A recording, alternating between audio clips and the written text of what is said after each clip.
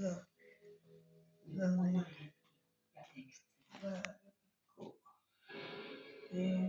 Tervetuloa meidän kirkko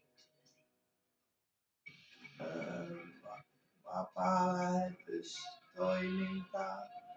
Olette kaikki sydämellisesti tervetuloa.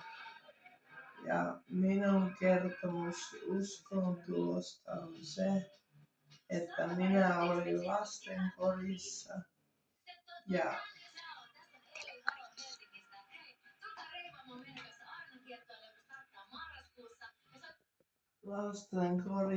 ja omalla voimalla yritin tehdä parannusta. Ja sitten oli lastenkodissa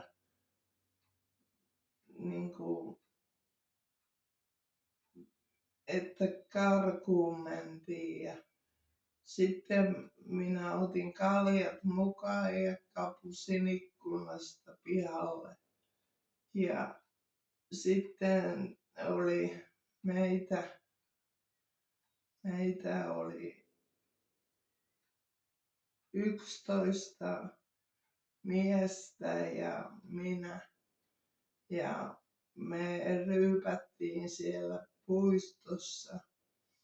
Ja sitten sinne tuli mies ja sanoi, että lämmittelee heidän tykönsä. Ja me mentiin ja sitä paitsi oli kylmä ja no totta kai me mentiin. Ja sitten oli bileet ja me ryypättiin ja kenkka sammui sinne oikaisemaan ja mut yritettiin raiskata ja mä tapoin sen miehen ja otin oikein moran ja kylmäksi pistin sen miehen. Ja sitten paitsi minut otettiin kiinni ja mä sain 3 vuotta vankeutta ja sitten oli lieventäviä asiahaaroja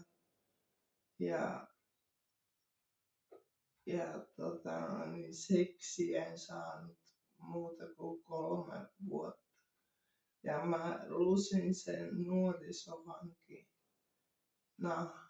että ei sen mitään. Ja sitten minulle tuli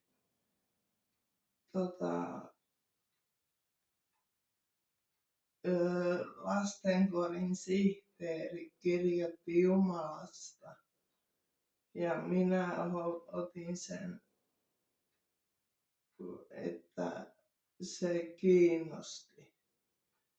Ja eikä mulla ollut mitään muuta kuin Jumala.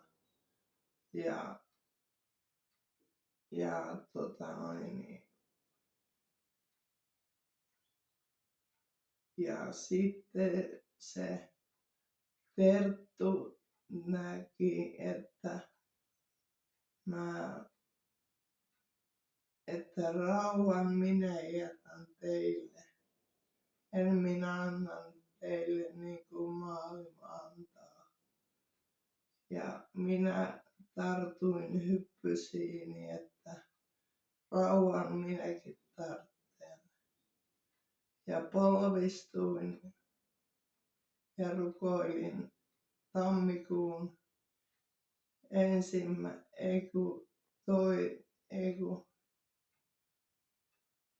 12. päivä rukoilin ja pelkäsin, että sieltä ovisilmästä näkee joku. Mutta häpeäkseni ei siellä ketään ollut. Ja sitten lähdin ruokailuun ja Pirke sanoi mulle, että sä oot aina hymyssuin. Ja mä sanoin, että uudesti syntynyt minä oon. Ja sitten mä pirin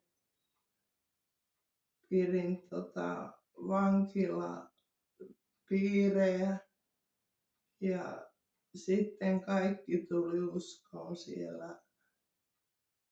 siellä vankisellissä. Ja siitä lähtien mulla on elämäni hyvin mennyt, mutta tää aivoinfarkti ottaa vähän luonnon päällä. Ja sen pituinen se.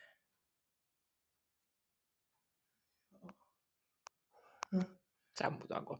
Juu.